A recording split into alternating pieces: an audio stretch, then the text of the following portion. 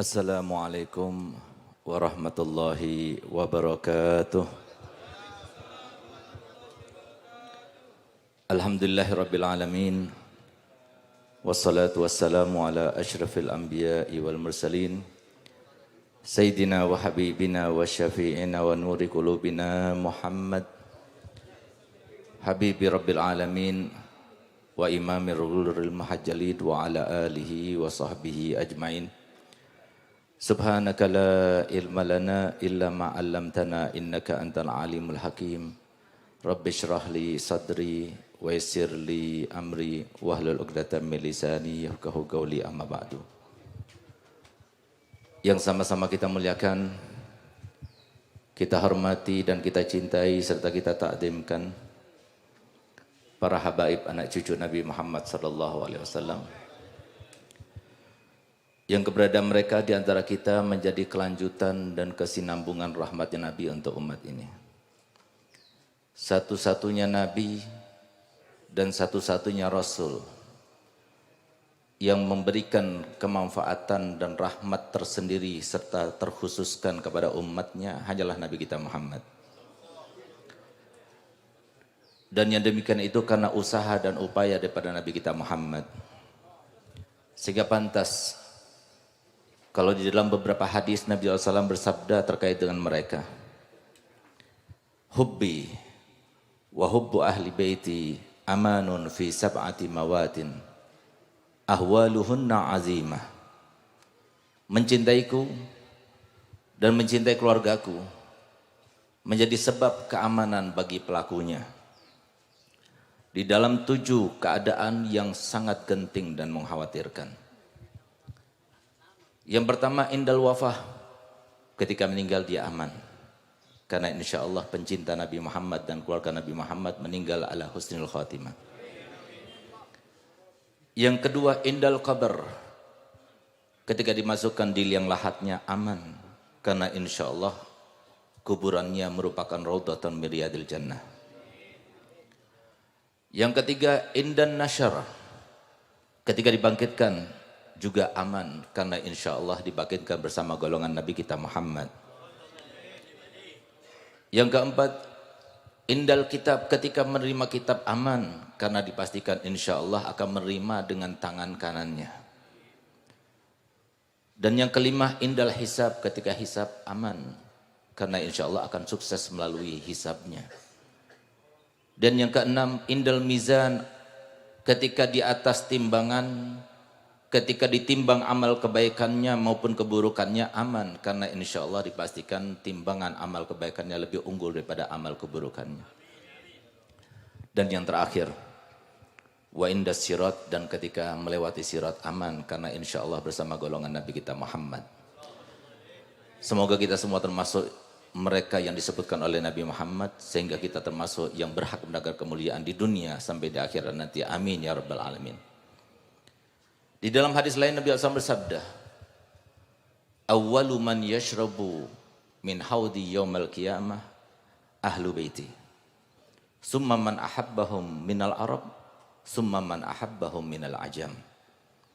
Pertama kali yang akan meminum daripada telaga Al-Kautsarku kelak nanti di hari kiamat adalah keluargaku.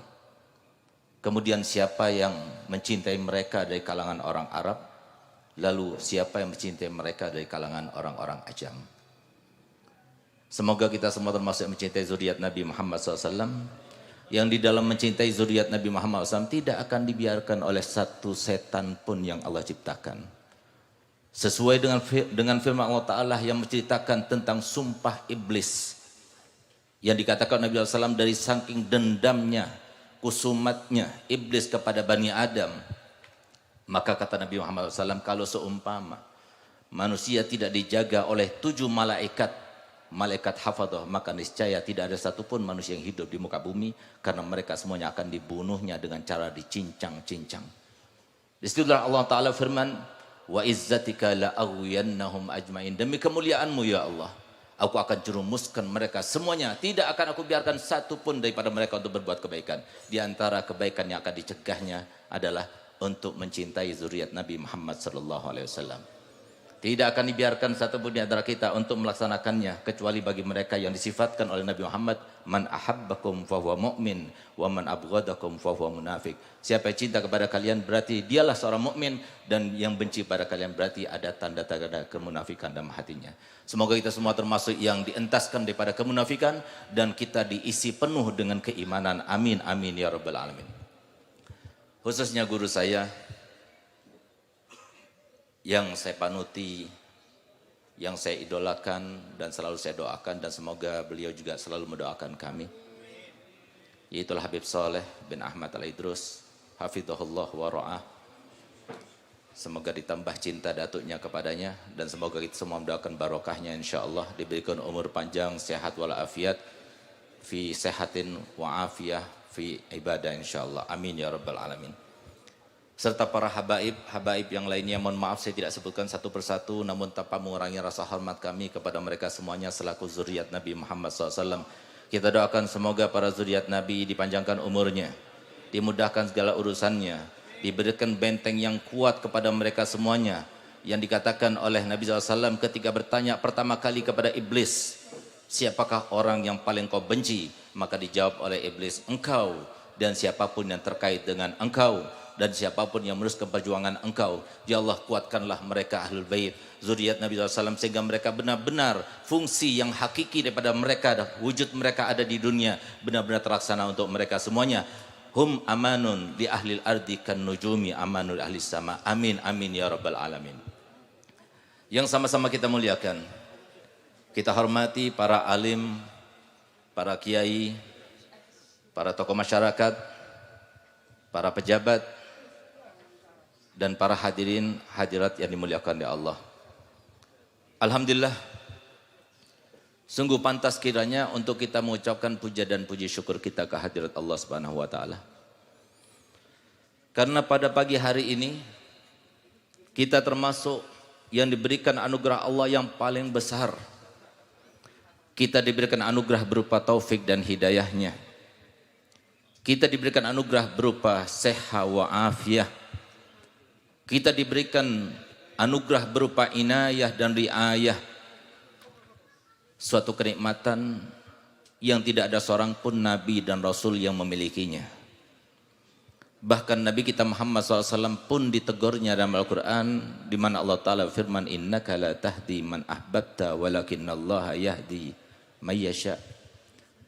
Engkau wahai Nabi Muhammad tidak akan bisa memberikan hidayah kepada siapapun yang engkau cintai. Kalau seumpama Nabi Muhammad memilikinya, maka niscaya doa yang paling utama yang akan diberikan oleh Nabi Muhammad kepada anak cucunya adalah mendoakan mereka semuanya dengan hidayah. Akan memberikan warisan kepada mereka semuanya dengan hidayah. Tapi kenyataannya Nabi pun tidak bisa memberikan hidayah, hanya Allah yang memberikan hidayah. Alhamdulillah, kita semuanya berada di tempat ini dengan hidayah daripada Allah Ta'ala. Tidak lain dan tidak bukan itu adalah anugerah daripada Allah Ta'ala, yang kalaupun seumpama kita habiskan uang seluruhnya untuk membeli hidayah yang kita dapatkan sekarang ini, tidak akan bisa untuk kita meraihnya. Oleh karena itu syukuri supaya Allah menambah nikmat-nikmat tersebut. Disinilah kita ingat pada Allah, disinilah kita akan ingat kepada Nabi Muhammad, disinilah kita akan mendapatkan rahmat, disinilah akan semua hajat dikabulkan, disinilah akan semua dosa akan diampunkan, disinilah Allah akan menghubungkan kita dengan Nabi kita Muhammad sallallahu alaihi wasallam.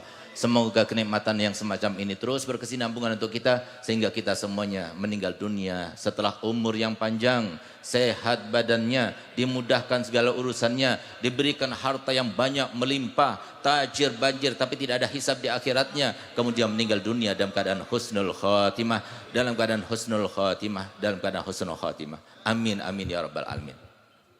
Ma'asyiral muslimin wal muslimat rahimakumullah. Alhamdulillah, kami sangat bersyukur pada hadirat Allah SWT, karena pada pagi hari ini kami turut bergembira, turut berbahagia dengan kebahagiaan daripada salah satu cucu Nabi Muhammad SAW, yaitulah Habib Muhsin bin Ali Al bin Hamid. Kita turut bergembira karena beliau ingin menggembirakan Nabi Muhammad. Kita turut berbahagia karena beliau ingin membahagiakan Nabi Muhammad.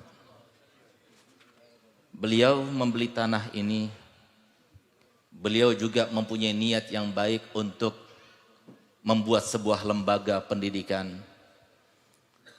Beliau bukanlah seorang pebisnis, beliau bukan seorang usahawan, beliau tidak punya pabrik, beliau juga tidak punya perusahaan.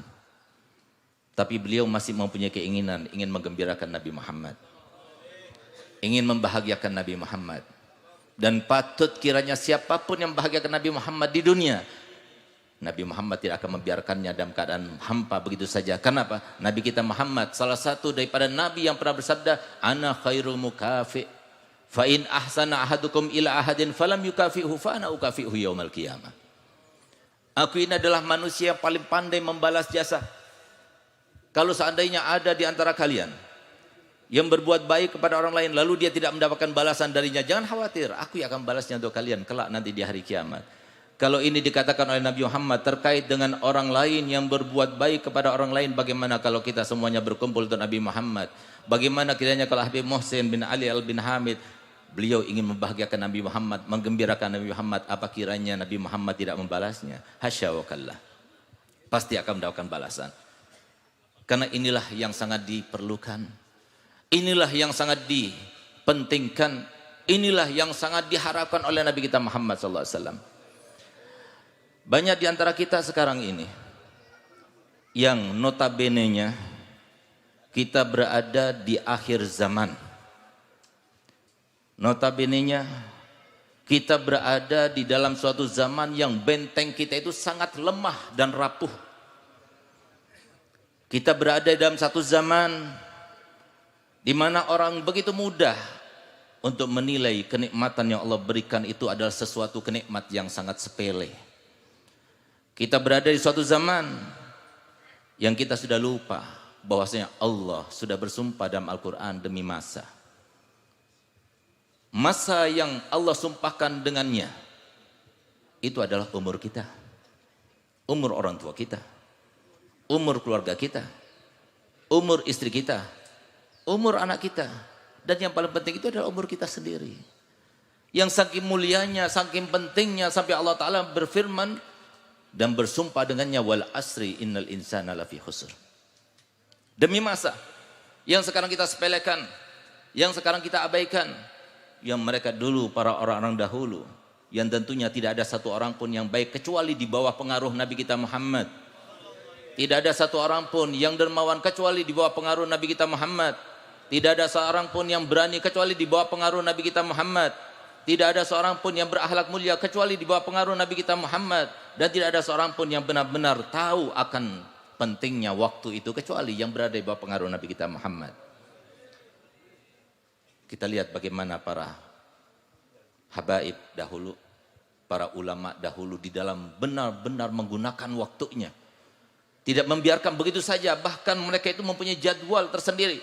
Yang tua, yang muda, ada jadwalnya setiap hari. Hari Jumat jadwalnya begini, hari Sabtu jadwalnya begini, dan begitu seterusnya sepanjang satu minggu, satu bulan, satu tahun itu ada jadwalnya. Sementara kita, kalau kita evaluasi, tidak ada satu pun di antara kita yang punya jadwal tersendiri.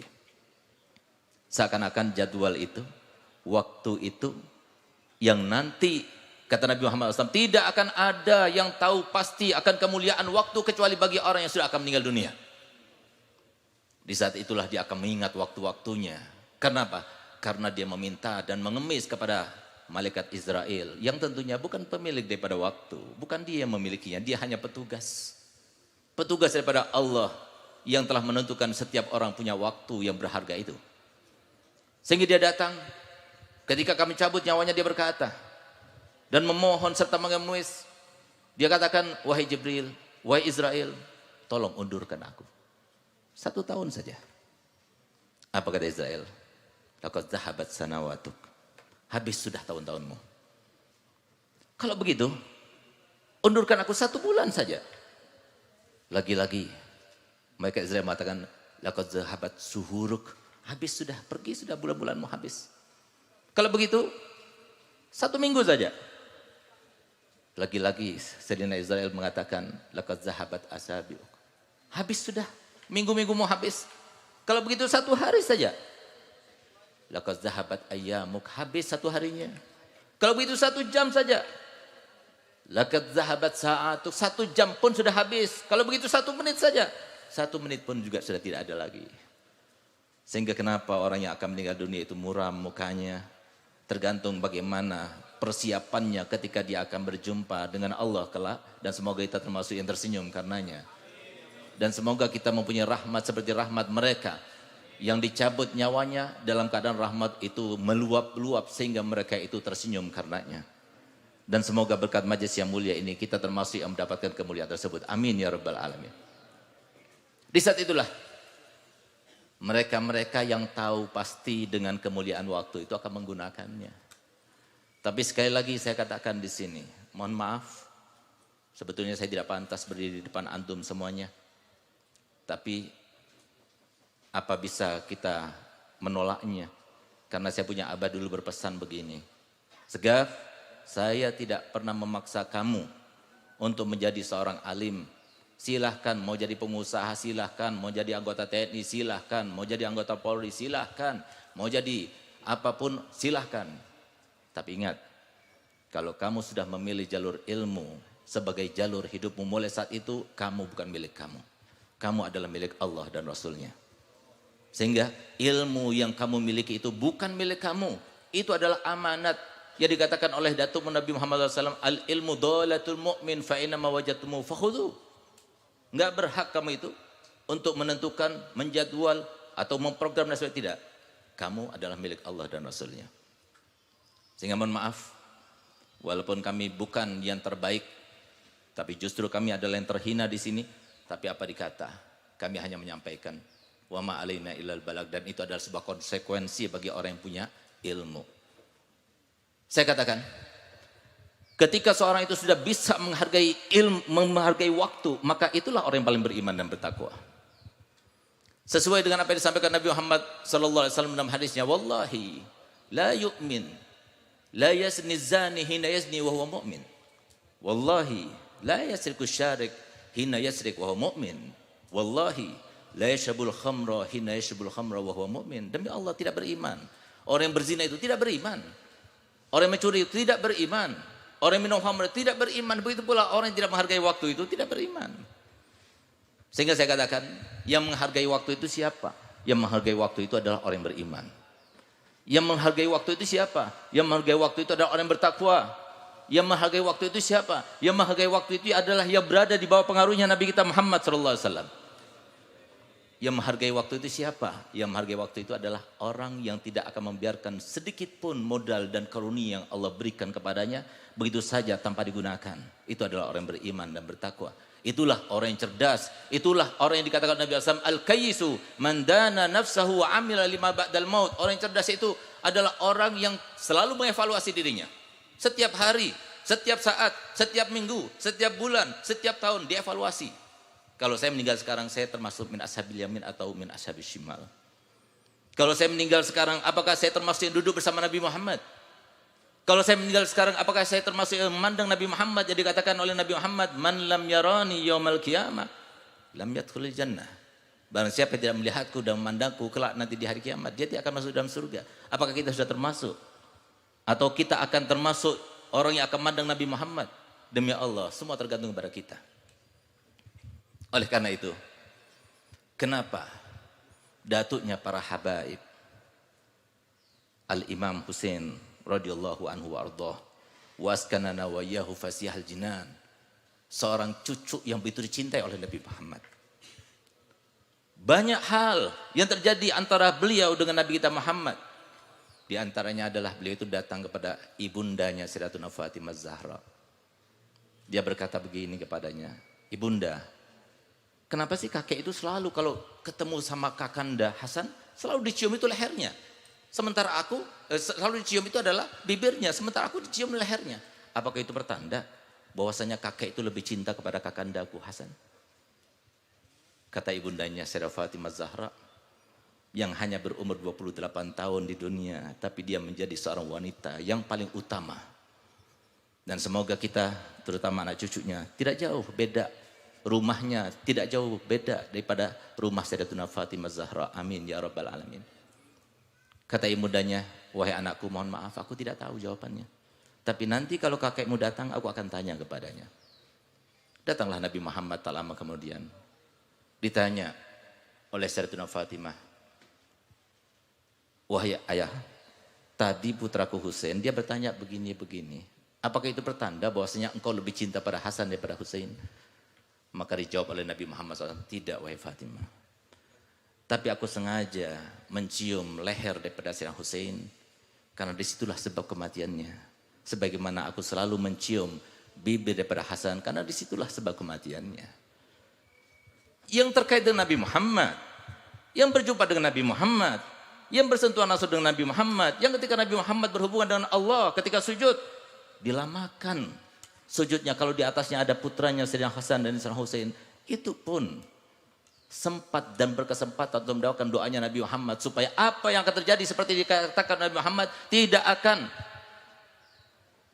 tersentuh mulutnya dengan racun, tidak akan tersentuh lehernya dengan penggal kepalanya. Tapi Nabi Muhammad tidak mendoakan seperti itu. Tapi justru orang tercintanya Nabi kita Muhammad SAW, yaitu Sayyidina Hasan dan Sayyidina Husain, meninggalnya dalam keadaan seperti itu. Lalu kita berasa, kita beranggapan kita lebih baik dari Sayyidina Hasan dan Sayyidina Husain, sehingga kita dikasih sedikit saja cobaan, langsung kita mengatakan, saya nggak pantas dalam cobaan seperti ini. Oleh karena Nabi Muhammad menantang kita semuanya, siapapun di antara kita yang tertimpa dengan cobaan apapun, ayo bandingkan dengan cobaanku. Tidak ada apa-apanya cobaan kita dan Nabi Muhammad. Tambah tinggi orang, tambah besar dan tambah tinggi cobaannya. Saya masih teringat bagaimana saya punya abah berkata begini. Itu yang namanya pohon itu tambah tinggi, tambah keras angin yang ada di atas sana. Sehingga apa? Dua hal yang kamu harus pelajari. Yang pertama, jangan kamu jadi orang sombong. Kalau kamu orang sombong, jadi orang sombong, maka tambah keras badai yang akan kena kamu. Dan yang kedua, orang tambah tinggi keimanannya, tambah tinggi ketakwaannya, tambah tinggi derajatnya, tambah banyak cobaannya. Bahkan Nabi SAW bersabda, asyadun nasi bala'an yaumal qiyamah, asyadun nasi bala'an al-anbiya, summal ulama, summal amsal fal amsal. Yang paling besar cobaannya justru para Nabi. Ini Sayyidina Hasan, Sayyidina Husain. Tapi masalahnya di sini yang saya ingin tegaskan di sini, lihat bagaimana Sayyidina Husain yang begitu cinta oleh Nabi Muhammad SAW, yang suatu waktu pernah Nabi kita Muhammad SAW meneteskan air mata melihat akan nasib mereka yang begitu dicintai oleh Nabi Muhammad ketika beliau itu masuk ke rumah Sayyidina Ali karramallahu wajhah bersama sahabat Anas bin Malik yang masih kecil pada waktu itu. Dilihatlah 4 orang dicintainya itu dalam keadaan tertidur lelap, memakai sebuah selimut yang selimut itu tidak memenuhi dan tidak cukup untuk menutupi seluruh tubuh mereka. Kalau digunakan untuk menutup wajahnya, kepalanya, maka kakinya tampak. Kalau digunakan untuk menutup kakinya, maka wajahnya dan kepalanya yang terbuka. Itulah nasib dan bagian dunia yang didapatkan oleh ahlul kisah yang dicintai oleh Nabi kita Muhammad SAW. Di saat itulah Nabi Muhammad SAW meneteskan mata, tapi beliau itu sampaikan kepada Sayyidina Ali bin Malik, mereka yang tidur itu berempat itu, nanti di surga satu atap bersamaku. Ya Allah, semoga kita termasuk satu atap bersama Nabi Muhammad. Tapi kita selalu berkhayal dan berdoa, pengen tinggi makomnya tapi nggak pakai cobaan. Pengen dapat surga yang tinggi bertetangga Nabi Muhammad tapi tanpa cobaan. Emang siapa kita? Kita nggak bersentuhan langsung dengan Nabi Muhammad. Lihat Sayyidina Husain. Sayyidina Husain adalah orang yang paling tahu dengan harganya dan nilainya waktu yang luar biasa. Di saat beliau menghadapi detik-detik terakhir ajalnya akan tiba. Pada saat itu beliau yang bersama 72 orang keluarganya, hanya tinggal 2 orang saja. Hanya tinggal Sayyidina Husain dan putranya Sayyidina Ali Zainal Abidin. Yang lainnya meninggal semuanya. Ada yang ditikamnya, ada yang dibunuhnya, ada yang dipenggalnya. Ada yang mati karena tombaknya, ada yang mati karena panahnya. Bahkan yang terakhir meninggal daripada anak Sayyidina Husain adalah Sayyidina Abdullah Al-Akbar. Yang semalaman suntuk beliau menangis. Karena menyusu kepada ibunya tapi air susu tidak keluar. Sehingga kemudian dibawanya Sayyidina Abdullah Al-Akbar dengan tangan Sayyidina Husain. Dan berkata, meminta kepada mereka dengan kata-kata, wahai saudaraku kaum muslimin, aku memohon kepada kalian berikan 1 tenggak air saja. Bukan untukku, tapi untuk anakku ini. Yang baru lahir. Yang dia itu semalaman suntuk, dia menangis karena tidak mendapatkan air susu yang bisa masuk ke dalam perutnya. Bukannya air yang diberikan, tapi lepasan dan pelepasan panah yang mereka lepaskan dan tepat menancap di leher Sayyidina Abdullah bin Akbar berada di tangan Sayyidina Husain. Itulah anak terakhirnya. Tapi Sayyidina Ali bin Abidin tidak meninggalkan apa? Nabi Muhammad telah menyampaikan sebelumnya. Supaya kita paham bahwasanya semua disampaikan Nabi Muhammad nggak mungkin luput, nggak mungkin salah, pasti terlaksana sesuai dengan apa yang disampaikannya. Di antara disampaikan oleh Nabi SAW kepada Sayyidina Abu Hurairah ataupun sahabat yang lainnya. Ketika Sayyidina Husain masih umur 2 tahun berada di pangkuan Nabi Muhammad SAW. Beliau katakan nanti putraku ini Husain akan punya anak namanya Ali. Dia adalah orang yang paling baik ibadahnya di muka bumi. Dan nanti Ali akan punya anak namanya Muhammad. Muhammad itu adalah orang yang paling banyak ilmunya. Kalau engkau wahai Abu Hurairah bertemu dengan keduanya, sampaikan salam kakeknya kepada keduanya. Sayyidina Ali pada waktu itu bukan umur yang paling kecil anak-anaknya Sayyidina Husain, tidak. Tapi Sayyidina Ali pada waktu itu dalam keadaan terjangkit penyakit seperti malaria. Sehingga setiap kali dia itu mendengar suara dentingan pedang yang terjadi antara Sayyidina Husain yang berjumlah 72 orang melawan 3.000 orang lebih. Yang hal itu dohiriyah tidak menjadikan mereka itu takut menghadapi suatu kebenaran. Beliau bangkit untuk membantu ayahnya, tapi kemudian pingsan. Siuman lagi mendengar dentingan, dia bangkit ngambil pedangnya, tapi pingsan. Dan itu yang terjadi pada beliau. Kenapa? Disebutkan oleh lisan mulia Nabi Muhammad, dia akan menjadi orang yang paling baik ibadahnya. Subhanallah. Sayyidina Husain radhiyallahu anhu ardhah, ketika beliau itu detik-detik terakhir, duet terakhir antara beliau menghadapi 3.000 orang lebih itu, di saat itulah Sayyidina Husain memandang mereka sambil meneteskan air mata. Tetesan air mata itu tampak terlihat oleh adiknya Sayyidatuna Zainab bin Ali binti Ali bin Abi Thalib. Sehingga begitu melihat tetesan air mata itu, maka dia keluar dari kemahnya, mendekat kepada kakaknya, Husain, engkau adalah putra Ali bin Abi Thalib, engkau putra Fatimah binti Nabi SAW, engkau menangis, engkau takut kepada kematian, engkau takut kepada mereka, hanya takut merenggangkan nyawa. Kami merasa malu mempunyai kakak seperti engkau. Apa jawaban Sayyidina Husain yang sangat tahu dengan nilainya waktu? Tidak membiarkan waktu tersisa. Kecuali apa? Apa yang ada diberikan Allah Ta'ala, digunakan semuanya untuk mendekatkan diri kepada datuknya Nabi Muhammad SAW. Apa kata beliau? Wahai Zainab, aku sama sekali tidak takut kematian. Semalam aku sudah bertemu dan bermimpi datukku Nabi Muhammad SAW. Dan dia berkata kepada aku, Husain, hari ini engkau berbuka bersama aku. Aku tahu, aku akan meninggal. Aku tahu dengan mimpi tersebut. Tapi aku menangis bukan karena takut kematian. Tapi aku menangis karena aku melihat di wajah-wajah mereka yang sekarang memerangi aku, terlihat api yang berkobar-kobar yang akan membara, yang akan membakar mereka kelak nanti di hari kiamat, ketika berada di neraka karena menyerang aku dan memerangi aku. Aku masih berharap, andai kata saja api itu tidak akan membakar mereka, itulah karenanya aku menangis.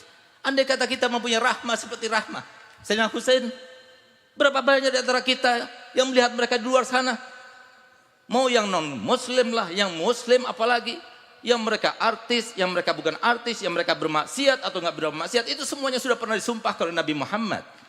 Wallahi, inilah arda wahidah min ummati finnar. Aku tidak ridho satu saja daripada umatku berada di neraka. Ini pikirkan oleh Sayyidina Husain. Di mana di antara kita? Kita bukan ahlul ilm, kita cuma ahlul mal, kita cuma ahlul jah. Tapi apa kontribusi kita untuk Nabi Muhammad? Setelah kita mendapatkan kemuliaan, kita dipanggil Habib, kita dipanggil Kiai, kita dipanggil Fulan dan sebagainya. Setelah kita mendapatkan harta benda yang semuanya karena Nabi Muhammad. Kita mendapatkan jabatan semuanya karena Nabi Muhammad. Semuanya laulaka ya Muhammad ma khuliqatil aflaq. Kalau bukan karena engkau ya Muhammad, maka tidak akan dicipta alam semesta ini. Semuanya karena Nabi Muhammad. Apa balasan kita pada Muhammad? Bahkan mohon maaf, banyak di antara kita yang bisa dikategorikan sebagai seorang pembohong. Satu contoh, kalau saya bertanya kepada antum semuanya, yang menjawab pertanyaan ini saya doakan bertambah umurnya 10 tahun, bertambah uangnya sebelum meninggal 10 miliar. Apakah antum semuanya yang hadir di sini cinta kepada Nabi Muhammad? Ada yang nggak mau doa? Apakah antum ada di sini cinta pada Nabi Muhammad? Apa buktinya? Silahkan. Apa buktinya? Cinta itu adalah sebuah pengakuan. Buktinya apa? Apa yang telah kita lakukan untuk Nabi Muhammad? Kita menjadi seperti Habib Hasan bin Shalih Al-Bahar, yang setiap habis sholat isya beliau itu hanya sholat 2 rakaat saja, tapi rakaat pertama dia menghatamkan Quran sampai habis, dan rakaat kedua dia membaca Qul Huwallahu Ahad sebanyak 90.000 kali. Sudah kita seperti itu? Atau kita seperti Abdullah Haddad, seperti Sayyidina Ahmad Badawi, seperti Sayyidina Ahmad Rifai, seperti Sayyidina Ali Zainal Abidin, yang mereka itu wiridnya setiap hari itu 1000 rakaat. Apakah kita seperti Sayyidina Abdullah bin Husain bin Tahir, yang pada bulan ini juga dihauli, yang beliau itu setiap hari zikirnya membaca la ilaha illallah sebanyak 25.000 kali, membaca ya Allah 25.000 kali, membaca salawat kepada Nabi Muhammad SAW sebanyak 25.000 kali. Apa kita sudah melakukannya? Ataukah kita melakukan seperti Sayyidina Abdullah bin Mubarak, yang dia itu sudah pernah menghajikan untuk Nabi sebanyak 1000 kali haji. Berapa haji kita hajikan Nabi Muhammad? Berapa umrah kita umrahkan Nabi Muhammad? Lalu kita sok-soknya mengaku bahwa kita cinta pada Muhammad. Jadi muhibbin saja belum tentu, apalagi muhibbin Nabi SAW. Menjadi muhibbin sebagaimana dikata Kiai Hamid, menjadi muhibbin itu sampai melihat di dalam para habaib itu ada nur Nabi kita Muhammad SAW. Ini muhibbin. Kalau belum seperti itu jangan aku muhibbin. Apalagi kita itu mengaku sebagai pencinta Nabi Muhammad. Mana buktinya? Mana buktinya kalau kita cinta pada Muhammad? Cinta itu tu'mi wa tusim. Cinta itu bikin mata orang itu buta, bikin orang telinganya itu tuli. Berapa banyak kita membutakan mata? Berapa banyak di antara kita yang sampai menulikan telinga kita? Adakah di antara kita yang melakukan seperti Sayyidina Hatim bin Al-Asam, yang dia itu sampai dijuluki Al-Asam, padahal dia itu sebenarnya tidak tuli. Tapi kenapa? Karena hanya menutupi satu perasaan seorang manusia. Di mana ada seorang wanita yang datang kepadanya ingin bertanya suatu permasalahan terkait dengan agamanya. Tiba-tiba ketika mendekat, keluarlah suara kentut dari seorang wanita tersebut. Sehingga bayangkan bagaimana kiranya malunya di depan laki-laki, di depan murid-muridnya dan sebagainya, kemudian dia itu kentut. Tapi subhanallah, Sayyidina Hatim karena di bawah pengaruh Nabi Muhammad, maka beliau itu tidak membiarkan rasa malu itu hinggap di dalam perempuan itu. Sehingga apa? Beliau katakan, apa yang kamu tanyakan? Lalu disampaikan, berulang disampaikan, saya nggak dengar, keraskan lagi. Saya nggak dengar sampai akhirnya si perempuan itu mengatakan, alhamdulillah ternyata alim ini tuli. Untuk menjaga perasaan perempuan ini, maka dia pun juga pura-pura tuli di depan keluarganya, di depan handai tolannya, di depan semua orang sampai dia meninggal dunia. Ketika akan meninggal dunia baru dia kasih tahu kepada salah satu putranya bahwasanya sebenarnya aku tidak tuli tapi aku mendengar. Untuk apa? Menjaga satu saja umat Nabi Muhammad. Apa yang kita lakukan untuk umat Nabi Muhammad? Apa kita merasa bahwasanya, oh beb, iya kalau mereka beb orang kaya, iya beb kalau mereka itu orang alim, oh iya beb mereka itu pejabat, saya punya apa? Su'don lagi pada Allah Ta'ala. Padahal Allah Ta'ala sudah menciptakan kita semuanya dengan satu konsep kehidupan. Gak ada satu pun di antara kita yang habaib maupun yang bukan, yang kiai maupun yang bukan, yang orang kaya ataupun yang bukan, semuanya sudah diberikan modal oleh Allah Ta'ala yang maha adil. Allah menciptakan semua manusia, semua keadaannya, semua ketentuannya dengan satu konsep. Apa itu? Semuanya mempunyai kelebihan dan kekurangan. Kenapa tidak digunakan kelebihannya untuk mendekatkan diri pada Nabi Muhammad? Untuk mendekatkan diri pada Allah. Sama-sama besar kesempatan kita untuk menggapai ridhonya Allah. Sama-sama besar di antara kita untuk mencari rahmat Allah. Sama-sama besar di antara kita untuk menggapai dan berada di dalam hati Nabi kita Muhammad SAW. Sama besarnya, cuma kita tidak menggunakannya. Bagaimana akan menggunakannya? Caranya saja nggak tahu. Oleh karena itu kenapa kita terjadi semacam ini? Kenapa? Ini ada sebuah pertanyaan, disangkanya kita ada hidup lagi. Setelah kehidupan ini, sudah kita alam ya'tikum nazir, sudah diberikan sebuah pernyataan Allah Ta'ala untuk selalu kita ingat bahwa kita ini sudah datang. Yang namanya peringatan bahwa kita sudah tua, uban sudah banyak, jalan sudah pakai tongkat, kadang-kadang. Itu semua tidak membuka pikiran kita bahwa kita ini sudah bentar lagi akan meninggal dunia. Kapan mau menggunakan kesempatan? Kapan kita akan menggembirakan Nabi Muhammad? Sudah kita bermimpi Nabi Muhammad? Sudah kita menyenangkan Nabi Muhammad?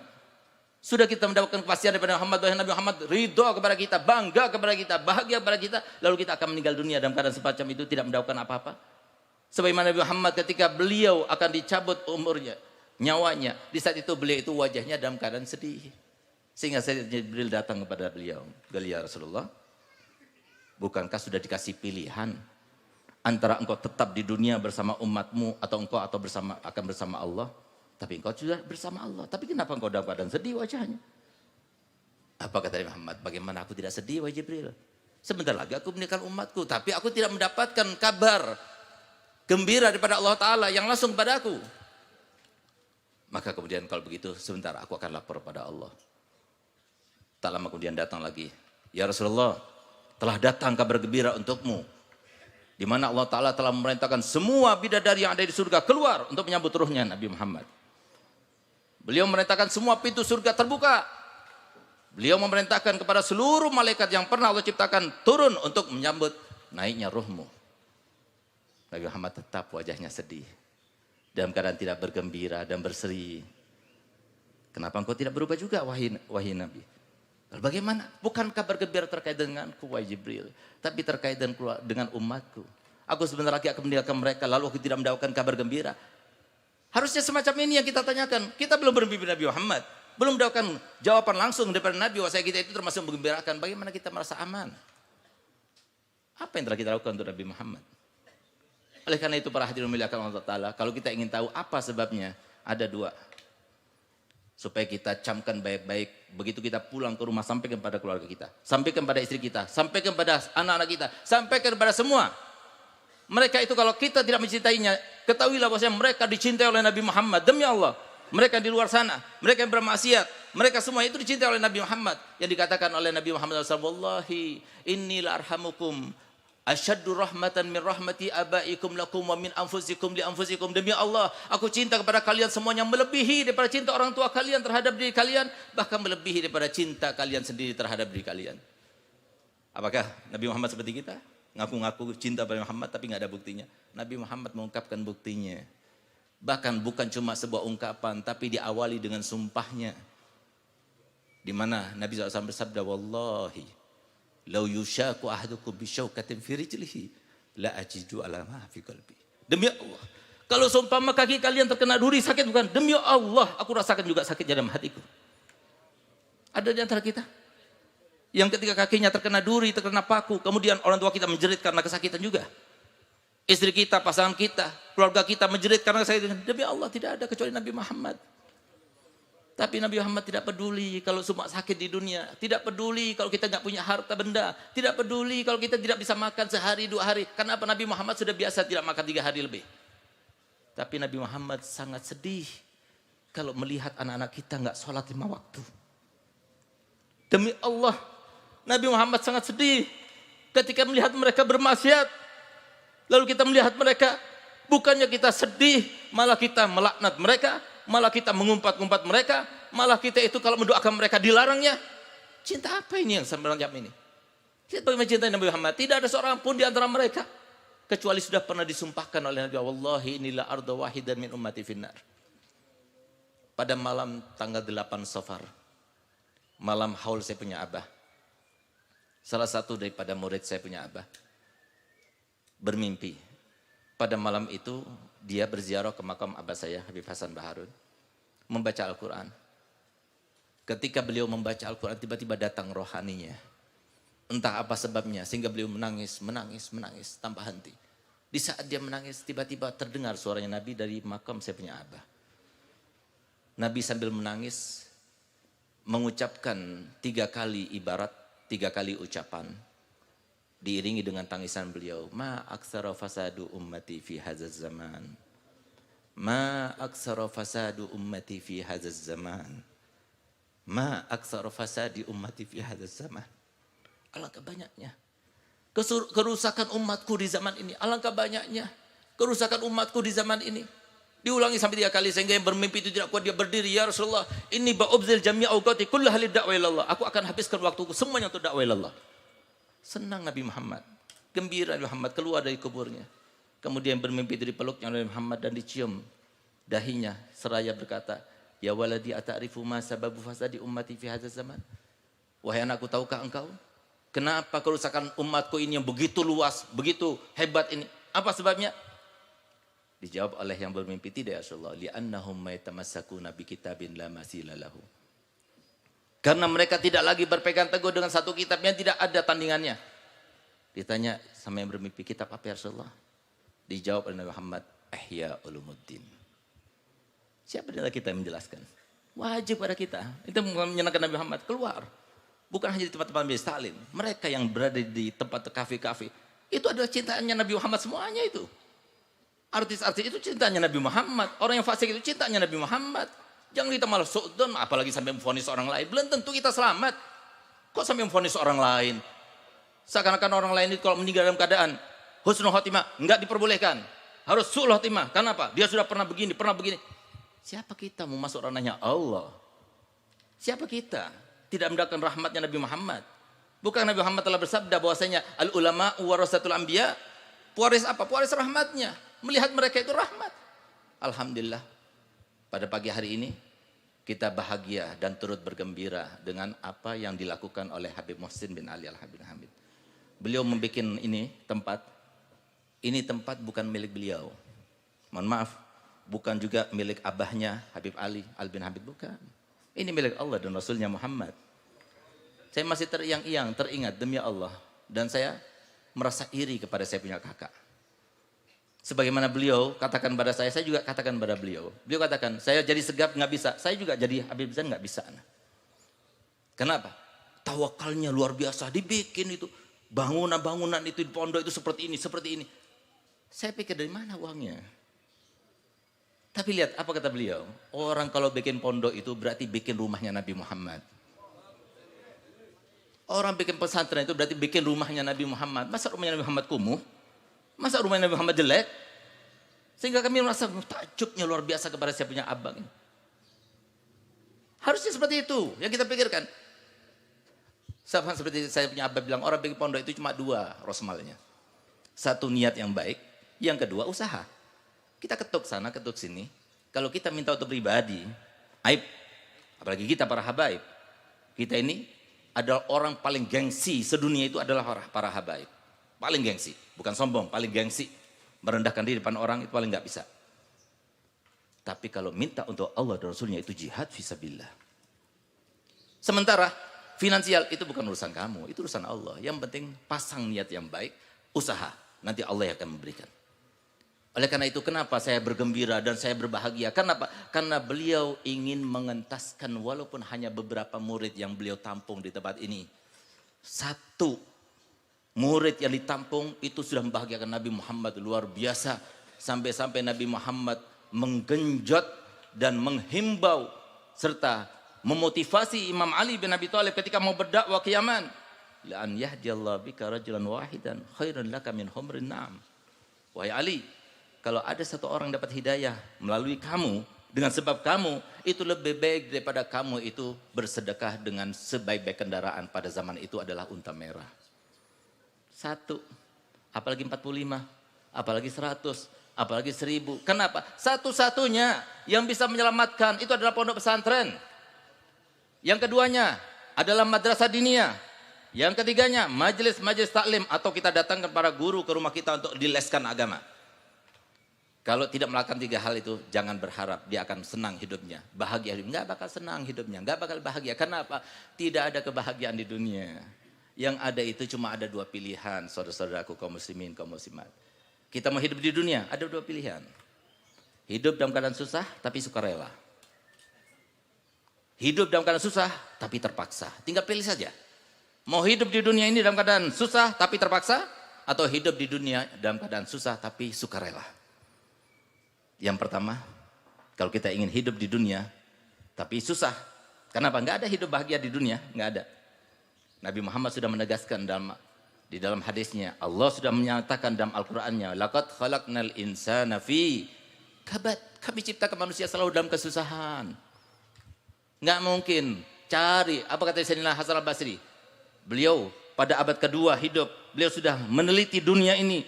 Tama'antu fid dunya wa anturu fiha fa idza hiya daru bala'in wa fitnatin wa ghammin wa imtihan wa masih wazalika falahdatun ta'ud. Aku renungkan dunia ini isinya, ternyata apa? Rumah kesumpukan dunia, rumah kesedihan dunia, rumah bala dunia, rumah fitnah dunia, rumah cobaan dunia. Kalau ada yang bukan seperti itu sifatnya, sebentar, nanti balik lagi ke situ. Tapi kalau dia berada di bawah pengaruh Nabi Muhammad, dia termasuk yang berada dalam 3 kategori itu, dia akan senang. Walaupun dalam keadaan susah senang. Kenapa? Nabi Muhammad itu adalah manusia yang terbaik, manusia terspesial. Tapi beliau hidup di dunia yang beliau itu telah menyatakan tantangannya kepada kita. Kalau kamu tertimpa dengan musibah, apapun musibahnya, ayo bandingkan dengan musibahku. Enggak bakal ada apa-apanya. Tapi Nabi Muhammad senang, gembira, bahagia. Coba lihat ya, bagaimana beliau ketika berdakwah di Taif. Itu wajah beliau itu berdarah. Kepala beliau berdarah. Lutut beliau berdarah. Sampai baju beliau tadinya putih itu berwarna merah. Sendalnya itu berwarna merah. Di saat beliau itu disambut bukan dengan kata-kata yang baik, jamuan yang enak, tapi disambut dengan batuan yang dilemparkan kepadanya. Di saat itulah beliau itu lari untuk menyelamatkan diri daripada lemparan batu itu. Tapi di sela-selanya itu masih sempat juga beliau itu untuk darah yang menetes itu diusapnya supaya tidak menetes. Sehingga Sayyidina Zaid bin Harithah mengatakan, ya Rasulullah biarkan saja. Karena kalau kamu berhenti untuk mengusapnya itu, maka nanti tambah banyak lemparan-lemparan akan terjadi pada kamu. Apa kata beliau? Biarkan. Karena aku tahu, kalau darahku sampai menetes jatuh di muka bumi, maka Allah pasti akan mengazab mereka. Aku tidak mau mereka diazab. Rahmatnya Nabi Muhammad yang luar biasa. Dia merasakan sakitnya. Apakah Nabi Muhammad karena Nabi, karena Rasul, berarti dia tidak merasakan rasa sakit? Rasa sakit tetap dirasakan oleh Nabi Muhammad. Tapi rasa yang lainnya itu dirasakan. Kenapa? Di bawah pengaruhnya Nabi Muhammad. Nabi Muhammad adalah sumber pengaruh itu. Karena dia tahu.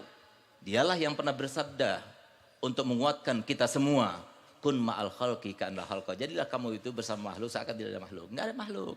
Yang ada itu adalah, yang berinteraksi sebenarnya itu adalah Allah dan kamu. Nggak ada lain. Itu istri kita itu cuma media. Itu anak kita itu cuma media. Orang tua itu juga media. Itu tetangga kita yang begini, itu juga media. Wasilah saja, tapi Allah yang menggerakkan. Apakah ada satu orang pun di antara kita yang bisa berucap, bisa bertindak, tapi kalau Allah nggak berkehendak bisa? Nggak ada yang bisa, semuanya Allah. Kun ma'al khalqi ka'anla khalqa. Rasakan sentuhannya.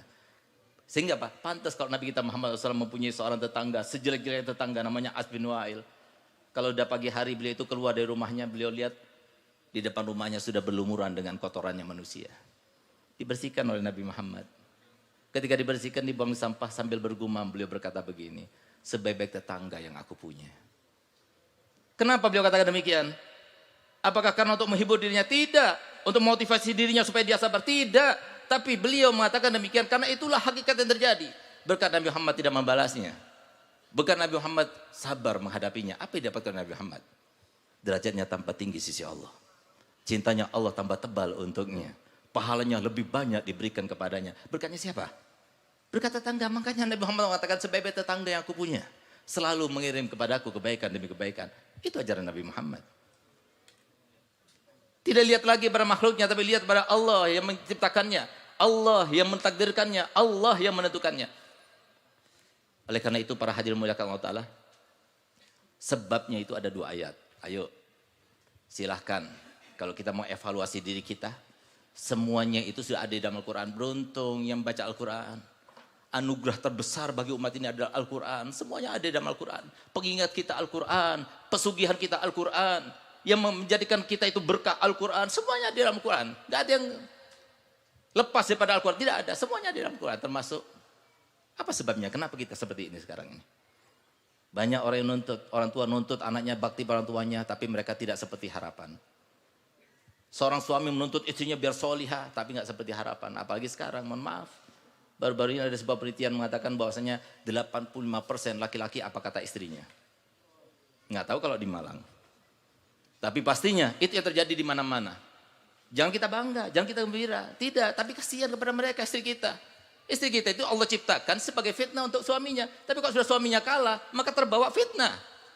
Ini permasalahannya. Sehingga saya pernah berjumpa dengan seorang akademisi. Dia adalah ketua asosiasi dokter se-Kalimantan. Saya ditanya dengan suatu pertanyaan yang saya termenung, tercengang dengan suara, dengan pertanyaannya dia. Apa yang ditanyakan? Beb, saya mau tanya, Beb. Ya silakan. Saya mau tanya, Beb. Sebanyak 280 sekian juta kaum muslimin yang ada di Indonesia ini, saya mau bertanya, yang pernah berjumpa dengan ulama, yang pernah berjumpa dengan habaib, yang pernah duduk bersama habaib, bersama kiai, belajar pada mereka, atau sekedar bertemu dengan mereka, itu berapa persen? Saya kaget. Karena nggak pernah dalam pikiran saya itu pernah meneliti terkait dengan yang semacam ini. Kita lihat, Masya Allah, hallnya Solo, wah luar biasa, umat besar. Di Banjar itu ada hallnya Aba Guru Zaini, itu 2.300.000. Wah besar banyak. Tapi kita terlena. Memang banyak yang hadir sekarang maulid, tapi yang nggak hadir dari kampung sini saja banyak, lebih banyak. Orang Malang lebih banyak, nggak ada apa-apanya kita. Sehingga Pak, saya tanya kepada dia, apakah ada penelitian yang membuat penelitian ini? Galia, sampelnya diambil dari mana? Sampelnya diambil daripada 27 provinsi. Berapa hasilnya? 15%. 15% yang pernah berjumpa dengan ulama, mereka alumni para pesantren, mereka yang masih majar pesantren, mereka yang masih eksis pesantren, itu cuma 15% dari 280 sekian. 85% nggak kenal dengan Al-Quran, nggak kenal dengan hadis Nabi. Kewajiban kita, tambah banyak pesantren, tambah baik. Oleh karena itu, dengarkan, ada satu yang menjadi sebab kenapa kita sekarang diberikan anugerah yang banyak, melimpah, sama semuanya. Dari A sampai Z semuanya sama. Jangan kita katakan enggak sama. Iya itu orang kaya. Oh iya itu orang habaib. Oh iya itu kiai. Enggak, semuanya sama. Cuma kita itu tidak bisa membedakan mana kelebihan kita, mana kekurangan kita. Karena apa? Jauh daripada pengaruhnya Nabi Muhammad. Sehingga apa? Allah Ta'ala firman dalam Al-Quran. Dan firmannya ini, dua ayat ini, diwanti-wantikan oleh para setan. Jangan kita anggap bahwa setan itu bisa kita bodoh-bodohi. Setan itu sudah banyak membodohi orang pintar-pintar kita.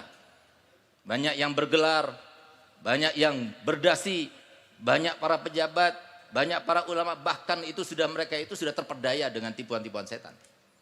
Jangan sampai kita katakan, oh enggak, saya kan ahli majelis, saya kan ulama, apalagi saya S3. Saya enggak bakal dibawa-bawa dari setan. Setan itu S-nya udah ribuan. Kalau kita ingin tahu bagaimana keilmuannya iblis, yang dikatakan oleh para ulama, kalau seumpama ada orang yang bersumpah sekarang ini, demi Allah, tidak ada makhluk yang lebih pintar kecuali iblis, dia enggak dosa. Dia enggak melanggar sumpahnya. Kenapa? Emang benar. Kalau kita ingin tahu bagaimana pengalamannya iblis, sehingga dia itu dikatakan sebagai seorang praktisi, pengalamannya iblis itu sudah melewati 124.000 nabi, 313 rasul sekaligus umatnya semuanya. Lalu kita sebagai umat terakhir, lalu kita menganggap bahwa diri kita itu bisa membodoh-bodohi mereka.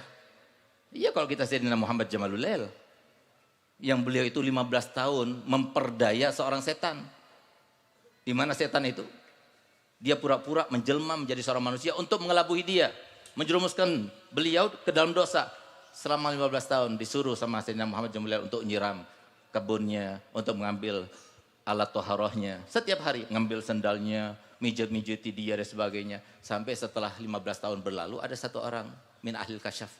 Dia kaget, kok di sampingnya Habib Muhammad Jamalulail ada setan. Dia bisik-bisik, kamu nggak tahu kalau itu setan? Ternyata setannya dengar.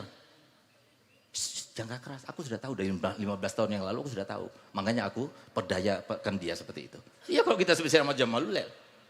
Ini setan ini, biar kita tahu, sebelum dikutuk oleh Allah Ta'ala, sudah pernah beribadah kepada Allah selama 185.000 tahun. Sehingga Nabi SAW bersabda, tidak ada satu tempat sejengkal pun di atas langit, pertama, kedua, ketiga, sampai ketujuh, kecuali sudah pernah diletakkan dahinya iblis untuk bersujud kepada Allah. Tapi lihat bagaimana akhirnya. Karena sombongnya. Subhanallah. Iblis itu berwasiat kepada setan-setan yang sebelum dilaksanakan diklat. Bukan cuma seminar, diklat. Setiap hari bikin diklat. Gimana cara menjerumuskan habaib nih? Gimana cara menjerumuskan para pejabat? Gimana cara menjerumuskan ulama? Sudah dibahas semuanya.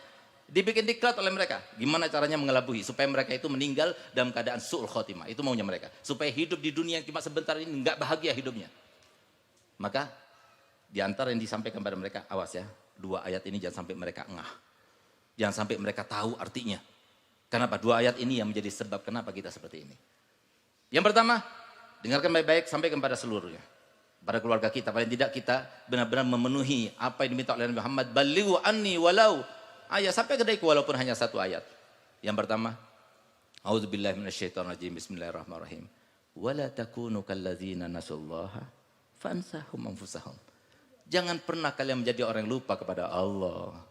Ketika kamu sudah lupa kepada Allah, Allah pun yang maha segala-galanya, yang memberikan kita semuanya, yang memberikan umur kita, memberikan anugerah kita, memberikan keluarga kita, memberikan kebahagiaan dan bukan kebahagiaan, sengsara, semuanya Allah. Dia pun juga akan melupakan semua kesempatan yang baik yang harusnya kita dapatkan, dilupakan. Harta benda banyak, kaya raya, jabatan tinggi, tapi tidak digunakan jabatannya. Hartanya enggak digunakan. Sehingga kata Nabi Muhammad SAW, Kamin talibin walaysa biakilih. Berapa banyak orang yang mengumpulkan harta, tapi dia enggak ikut menikmatinya. Nabi Muhammad bersabda dalam hadis lain, Yaqulu ibnu Adam mali mali wa ma maluk, illa ma akalta fa'afnait, au labista fa'ablait, au tasaddaqta fa'abgait, wa ma siwa zalika fazahibun au tarikul linnas. Berapa banyak orang yang mengatakan, ini loh rumahku, tanahku, ini loh. Saya tunjukkan, mana tanahmu? Kata Muhammad, kecuali yang kau makan itu sampai habis. Kecuali yang kau pakai itu sampai usang. Kecuali yang kamu infakkan, sedekahkan itu tetap disimpan Allah Ta'ala. Selain itu, maka fazahibun akan sirna, diambil orang, ditipu orang, dicuri orang, atau akan kena bencana sehingga hilang begitu saja. Kalau enggak itu terjadi, autarikuhul nas, akan ditinggalkan untuk orang. Tidak dikatakan Nabi Muhammad untuk keluarganya, ahli warisnya, kerabatnya, tidak, untuk orang kata Nabi Muhammad. Kenapa? Inilah keadaan sekarang ini. Di dalam hadis lain Nabi SAW bersabda, antum tuhibbuna mala warasikum aksar min malikum. Kalian itu lebih sayang, lebih cinta kepada harta ahli warisnya ketimbang hartanya sendiri. Komplain sahabat Nabi dikatakan begitu. Man minna ya Rasulullah? Siapa di antara kita ya Rasulullah yang lebih cinta pada harta ahli warisnya ketimbang hartanya sendiri? Tidak ya Rasulullah. Jangan kau katakan tidak, kata Nabi Muhammad. Ma anfaqtumu fahuwa malukum wa ma khallaftumu fahuwa malu warasikum. Yang kamu gunakan itu adalah harta kamu, yang kamu sisakan, kamu tinggalkan itu adalah harta ahli warismu. Bukankah yang ditinggalkan lebih banyak daripada yang kau gunakan? Kalian lebih cinta kepada harta ahli warisnya. Itu kata Nabi Muhammad. Enggak digunakan. Enggak digunakan untuk menyerahkan Nabi Muhammad. Lihat bagaimana Syekh Abdul Mubarak, dia itu sudah menghajikan Nabi Muhammad. Berapa kali kita haji Nabi Muhammad? Mana sekarang bikin masjid satu orang tanpa bantuan orang lain? Mana di antara kita? Yang sudah disumpahkan Nabi Muhammad, wallahi innila uqsimu ala salasin, demi Allah aku bersumpah terhadap 3 hal, di antaranya mana qasamalu min sadaqah bal yazdad bal yazdad bal yazdad. Bahkan Sayyidina Imam Suyuti mengatakan bahwasanya sedekah itu ada 5 tingkatan. Tapi sedekah yang paling afdol adalah sedekah dengan 900 hasanah, yaitu sedekah kepada ulama ataupun sedekah yang digunakan oleh para ulama ini. Tapi di mana di antara kita yang melaksanakannya? Kemudian yang kedua. Yang kedua adalah ayat Allah yang menggambarkan bagaimana penyaksian seorang iblis yang mengelak ketika disalahkan. Sekarang kita nggak tahu, dibohongi sama setan mau saja, tapi nanti, naudzubillah, dia alam ketika berada di neraka akan dibuktikan bahwasanya semua apa yang dikatakan oleh mereka itu tidak benar. Di mana Allah Ta'ala firman dalam Al-Quran, a'udzubillahi minasyaitonirrajim, bismillahirrahmanirrahim, wa qala syaitanu lamma qudiyal amr. Dan berkatalah setan, ketika sudah selesai semua perkara, ketika timbangan selesai, hisab selesai, ahli surga masukkan dalam surganya, ahli neraka masukkan dalam nerakanya, di saat itulah itu iblis diletakkan dalam singgasana yang terbuat daripada api, dan semua siksa daripada penghuni neraka diberikan, ditimpakan pada iblis. Ditambah lagi satu siksa, apa itu? Tidak ada satu orang pun yang menghuni neraka kecuali diberikan kemampuan oleh Allah Ta'ala untuk menuding-nuding dia. Gara-gara ini nih, aku korupsi dulu, akhirnya aku berada neraka. Gara-gara ini nih, aku berzina, aku berada neraka. Gara-gara ini aku durhaka pada orang tua, aku berada neraka. Gara-gara ini, dituding-tuding terus, nggak terima juga iblis. Sehingga apa katanya? Wa qala syaitanu lamma qudiyal amr, innallaha wa'adakum wa'dal haq wa wa'adtukum fa ahlaftukum. Sungguh Allah Ta'ala itu telah menjanjikan pada kalian semua janjinya benar. Yang dikatakan dalam Al-Quran benar, yang disampaikan Nabi Muhammad benar, yang disampaikan oleh para ulama itu benar. Tapi yang aku sampaikan pada kalian semuanya tidak benar. Tapi jangan salahkan aku. Iblis berkata begini, cukup kita dengar sekarang, jangan sampai dengar lagi nanti di neraka. Apa kata iblis? Jangan salahkan aku. illa anda autukum, aku maka nali alaikum min sultan, aku tidak mempunyai kemampuan untuk menyentuh kamu, nggak bisa. Ada malaikat 7 yang menjaga. Nggak bisa aku menyentuh kamu. Yang bisa aku lakukan cuma membisiki kamu, menggoda kamu, merayu kamu. Fastajabtum li, lalu kamu ikuti apa yang aku minta. Fala talumuni wa lumu anfusakum, jangan kamu celah aku, celah diri kamu sendiri, sudah tahu aku iblis diikuti. Salah sendiri. Ma ana bimusrihukum wa ma antum bimusrihiyya. Sekarang kalian nggak bisa menyelamatkan aku dan aku tidak bisa menyelamatkan kalian. Cukup kita dengar sekarang ini. Ayo, kalau kita mau menyelamatkan anak-anak kita, kalau kita mau menyampaikan cintanya Nabi Muhammad, kalau kita ingin mendapatkan cinta Nabi Muhammad, pertama kali yang harus kita lakukan, selamatkan keluarga kita. Selamatkan anak keturunan kita, selamatkan tetangga kita. Sebelum kita menyelamatkan yang lainnya, selamatkan dulu diri kita. Bagaimana caranya? Jangan jauh-jauh daripada pendidikan Nabi Muhammad. Masukkan anak kita dalam pesantren. Kalau nggak mau, silahkan masukkan pendidikan formal, tapi nanti siangnya masukkan madrasah-madrasah diniyah. Kalau nggak mau juga, habis maghrib, habis isya datang ke seorang ustadz, ajarkan mereka apa yang harusnya mereka ketahui sebelum datang suatu tuntutan daripada mereka yang dimuat di dalam kitab Ihya Ulumuddin, di mana dikatakan oleh Imam Ghazali, wala yaslamu hina idzin minal fitani illa man ahyallahu qalbahu bil ilm. Tidak akan selamat pada saat itu daripada fitnah yang begitu dahsyat kecuali bagi mereka yang dihidupkan hatinya dengan ilmunya Nabi kita Muhammad sallallahu alaihi wasallam. Sehingga di antara yang disampaikan oleh beliau ada tuntutan yang akan kita dengar. Dan semoga kita tidak mendengarnya. Cukup sekarang saja kita itu menyatakannya dan cukup kita sekarang mendengarnya. Apa itu? Kata Muhammad, awwalu ma yata'allaqu birrajuli ahlu waladu. Pertama kali akan bergelantungan, menyulitkan, menyudutkan seseorang itu bukan orang lain tapi anaknya dan istrinya. Sehingga apa kata Muhammad? Diceritakan ada satu orang yang sudah akan dinyatakan sebagai penghuni surga karena lebih banyak amal kebaikannya daripada keburukannya. Tapi ternyata ada yang menuntut dari neraka sana. Sehingga begitu ada tuntutan, kata Allah Ta'ala, mah tunggu, apa tuntutannya? Siapa yang menuntutnya? Ternyata yang menuntut adalah anak dan istri kita. Apa bunyi tuntutannya? Nabi Muhammad telah menyampaikannya dan semoga kita bukan termasuk mendengarnya. Apa kata Nabi Muhammad? Ya Rabbana, khud haqqana minhu, fa innahu la yu'allimuna ma najhalu, wa kana yut'imunal haram wa nahnu la na'lamu. Ya Allah, aku minta keadilanmu ya Allah. Aku sekarang berada di neraka gara-gara orang ini nih. Tidak lagi dikatakan gara-gara ayahku, suamiku, enggak, gara-gara orang ini. Dulu waktu aku di dunia, aku tidak pernah diberitahukan tentang apa yang harus aku ketahui. Dan dulu waktu aku di dunia, aku selalu diasupi dengan asupan-asupan yang haram, sementara aku tidak tahu kalau itu adalah asupan haram. Akhirnya kita mohon kepada Allah Ta'ala, semoga dengan berkat maulid ini, ya mohon maaf saya lambatkan, saya panjangkan karena saya nunggu Habib Taufik nggak datang-datang juga.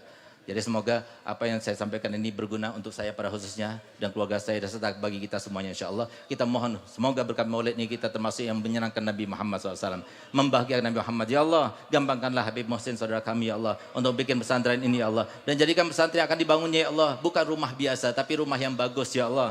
Yang bisa dimasuki oleh mereka yang berada di menengah maupun ke atas ya Allah. Sehingga tempat ini menjadi tempat yang indah bagi mereka yang mau belajar akhlaknya Nabi Muhammad. Sunnahnya Nabi Muhammad. Sejarahnya Nabi Muhammad, akhlaknya Nabi Muhammad. Ya Allah, jadikanlah kami semua ya Allah termasuk ikut berkontribusi dalam pembangunan ini ya Allah. Jadikan tidak ada satu orang pun di antara kami ya Allah termasuk yang pernah menggembirakan Nabi Muhammad dengan modal yang Allah berikan kepada kami. Yang punya harta dengan hartanya, yang punya ilmu dengan ilmunya, yang punya jabatan dengan jabatannya, yang enggak punya apa-apa dengan doanya. Tapi yang pasti ada Allah Ta'ala memberikan semuanya rata dengan anugerahnya. Ya Allah, jadikanlah kami termasuk yang tahu apa anugerah yang Allah Engkau berikan kepada kami ya Allah. Sehingga kami bukan termasuk orang yang menyesal nanti di kemudian hari. Sehingga dikatakan Nabi Muhammad, syarrun nadamat yaumal qiyamah. Sejelek-jeleknya penyesalan adalah penyesalan nanti di hari kiamat. Jadikanlah kami bukan termasuk yang menyesal ya Allah. Jadikanlah kami termasuk orang yang beruntung ya Allah. Begitu kami dibangkitkan kembali kelak nanti di akhirat, wajah pertama yang kami pandang adalah Nabi Muhammad. Ya Allah, jadikanlah kami bersama golongan Nabi Muhammad. Di pada mahsyar bersama Muhammad. Tidak pernah merasa takut bersama Nabi Muhammad. Melewati sirat, melewati hisab, semua bersama Muhammad. Dan akhirnya kau masuk ke dalam surga bersama Muhammad. Rabbana atina fid dunya hasanah. Wa fil akhirati hasanah wa qina azabannar. Wa sallallahu ala sayyidina Muhammadin. Wa ala alihi wasallam. Walhamdulillah rabbil alamin.